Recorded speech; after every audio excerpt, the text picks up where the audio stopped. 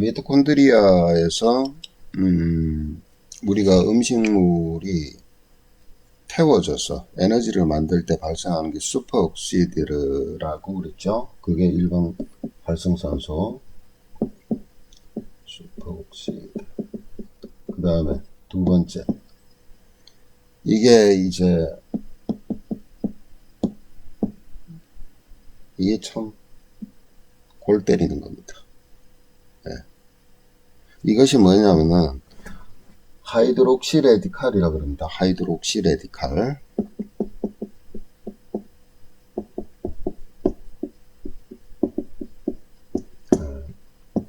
이건 뭐냐, 물이 변질되는 거예요. 뭐에 의해서? 강한 자극에 의해서. 이 강한 자극을 갖다가 물에다가 가하면은 물이 이런 식으로 이게 이런 바뀌어버려요. 이거는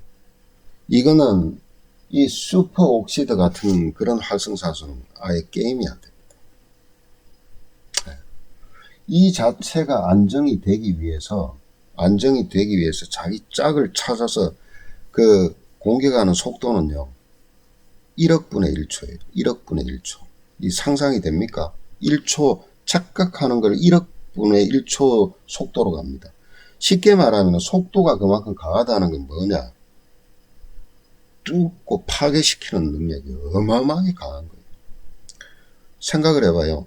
시속 10km로 가다가 차가 벽에 탕 부딪히는 거하고 시속 100km로 가다 부딪히는 거하고 200km로 가서 부딪히는 거, 300km로 가서 부딪히는 게 같아요. 1억분의 1초예요. 속도는 뭐에 비례합니까?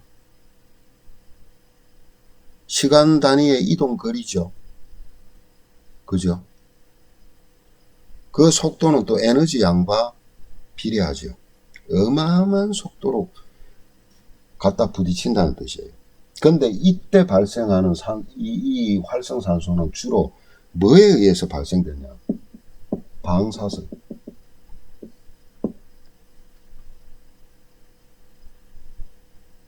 제 생각에는 고압전류도 해당돼요. 제가 이상파장 얘기했죠. 그래. 방사선만큼은 안 되겠지만 고압전류라든가 또는 강한 수맥파라든가 이런 것들은 이 작용을 합니다. 네. 그래서 방사선에 노출되면 사람의 세포가 극도로 막 빠르게 막 변질이 되면서 암세포로 변하면서 사람이 빨리 죽어버리잖아요. 오래 못 살아요. 일본에 한번 보세요. 그 무슨 코미디언인가, 예? 그 원자력 그 사고 났던데 뭐 먹으면 괜찮다고 먹고 있다가 3개월인가 만에 죽어버리죠. 정신 나갔어요. 네? 그런 거기서 발생한 그 원자력 폐수를 갖다가 바다에 방류한대. 말이 되는 소리입니까 이게? 그 다음에 노후 원전을 갖다가 빨리 해결을 하는 게 맞지 않아요?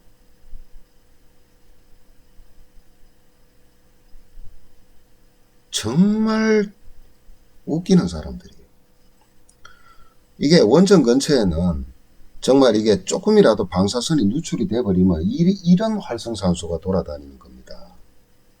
그 옆에 가서 그렇게 반대한다면 그 옆에가 집 짓고 살아보지 한번. 그 옆에서. 예.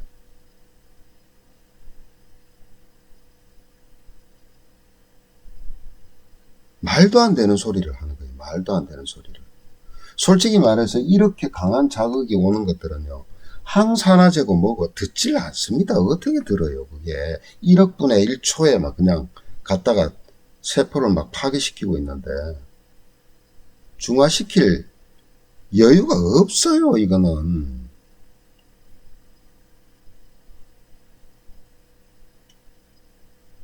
독살시키는 방법 중에 하나를 쓰기도 해요, 이게. 어떤 첩보, 드라마, 영화 같은 거 보면은, 이 그 정부기관이나 이런 데서 사람을 갖다 독살시킬 때 일종의 이런 걸 써가지고, 그죠? 하루 만에 그냥 모든 막 그 세포들이 다 암세포로 변해가지고 이 활성산소에 의해서.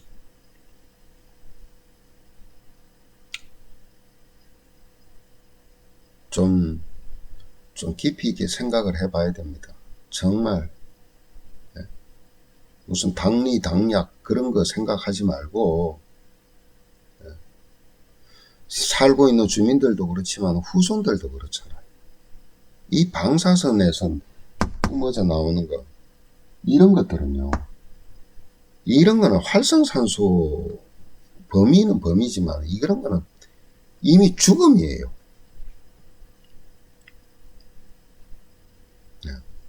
정말 그런 소리 떠드는 인간들 그 옆에 가서 살아라 그러면 살까요? 네? 일본에서 만약에 그 방사선 물질을 갖다가 돼 있는 그 바다의 방류에서 우리나라로 떠내려왔다. 예? 어느 때가 돼서 그걸 거기에 노출된 그 어패류를 먹고 정상이 되겠습니까?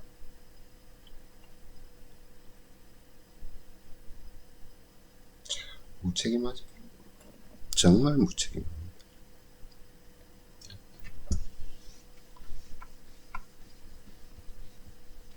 이걸 안다면 근처도 안 갈 거예요. 아마. 그런 인간들은. 더.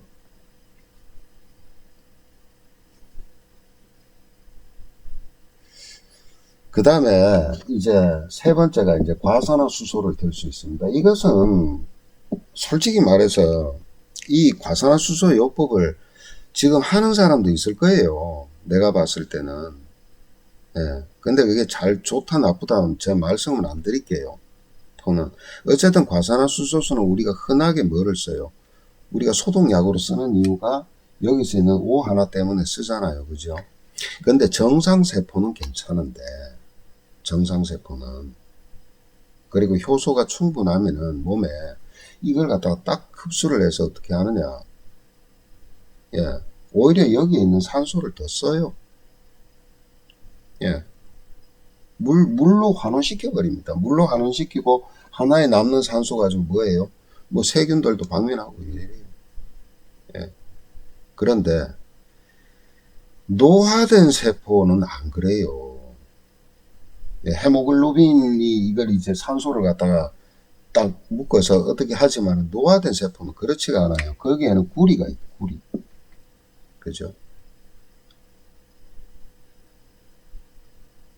그 다음에 철도 있죠. 철. Fe. 예. 이게 이제 헤모글로빈의 원료니까 헤모글로빈화 되질 않았잖아요. 이런 걸 축적하고 있다는 뜻이에요. 그러면 이것과 뭘 하냐. 2차적인 또 뭐를 만들어내요? 산화물질을 만들어낸단 말입니다. 예. 어떤 형태? 수산화기 비슷하게 이런 형태를 만들어내요. 그러니까 위험하지. 과산화수소 요법이라 그래가지고 막 쓰던데 조심해야 돼요. 정말. 심지어는 어떤 게까지 있냐면 혈액을 응고시키기도 해요. 혈전을 만들어낸단 말입니다. 그러니까 알고 합시다. 적절하게 맞게. 그죠? 뭐 하면 돼요, 이게? 비타민C, 플라보노이드, 이런 거 쓰면 되잖아요. 항산화 물질을 또 하겠지만은. 비타민C는 제가 할 말이 많아서 조금 뒤에 할 겁니다. 그러니까, 과산화수소가 아주 몸에 해롭다 이런 뜻은 아닙니다. 과산화수소는 해를 그렇게 많이 끼치진 않아요. 좋게 쓰면 좋게도 쓸 수 있어요. 언제요? 언제? 연탄가스 중독됐을 때. CO3. 네 번째 이거 쓰면 되겠네. 일산화탄소. 예. 일산화탄소 중독이 되면, 연탄가스 중독이 되면은요, 심하게 중독되면은 어떻게 해요? 그때는 고압산수 치료요법을 써야 돼요. CO2가 돼야 안전하잖아요. 이산화탄소로 돼야 밖으로 배출시켜 버리잖아요. 이 CO만 있으면 어떻게 됩니까? 산소를 갖다가 아예 무능화시켜 버리잖아요. 그러니까 이 호흡을 못 하는 거예요. 숨을 못 쉬는 거예요. 폐에서. 호흡이 안 되는 겁니다. 이럴 때 많이 중독이 안 됐을 때 과산화수소를 씁니다. 그러면 어떻게 돼요? 물하고 그 다음에 CO2로 바뀌어버리죠. 그래서 빠르게 회복시키는 그런 작용을 해주는 것도 과산화수소가 해요.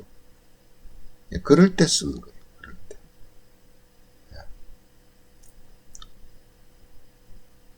함부로 과산화수소를 그렇게 만만하게 보고 했다가 큰일 납니다. 조심해서 하세요. 조심해서. 그 다음이 이제 우리 일상생활에 너무 흔하면서도 독을 먹고 있는 건지 그러니까 이미 그 활성산소에 의해서 그냥 독성 물질이나 다름없는 그런 것들을 독인지 모르고, 그죠?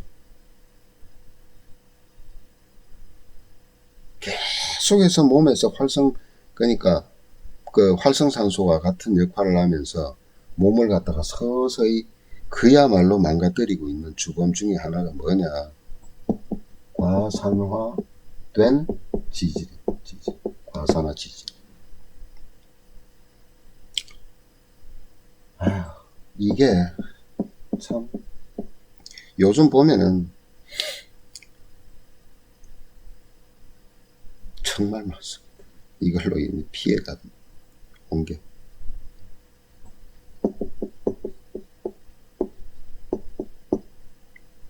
하이드로